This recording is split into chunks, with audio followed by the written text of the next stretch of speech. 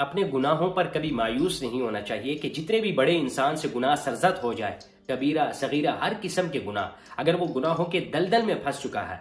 اللہ کی رحمت الہی کی طرف آئے. اللہ کی رحمت بہت وسیع ہے. حضرت انس بن مالک رضی اللہ تعالیٰ عنہ فرماتے ہیں کہ قال رسول اللہ صلی اللہ علیہ وسلم قال اللہ تبارک و تعالی، کہ اللہ تعالیٰ ارشاد فرماتا ہے، حدیث کا مفہوم، کہ جب ابن آدم مجھ سے دعا مانگتا رہتا ہے، مجھ سے بخشش طلب کرتا رہتا ہے، مجھ سے اپنی امیدیں توقعات وابستہ رکھے ہوئے ہوتا ہے، تو میں تجھے بخشتا رہوں گا، تیرے گناہوں کو معاف کرتا رہوں گا، چاہے وہ تیرے گناہ کسی بھی درجے تک پہنچ چکے ہوئے ہوں، مجھے کسی بات کی پرواہ نہیں. معلوم ہوا کہ اللہ تعالیٰ ارشاد فرماتا ہے کہ اگر تیرے گناہ جتنے زیادہ ہوں، جس طرح زمین گری ہوئی ہے آسمان کے نیچے، اسی طرح اگر تو گناہوں کے دلدل میں بیچ میں پھنس چکا ہے، تو جب تو میرے در پہ آتا ہے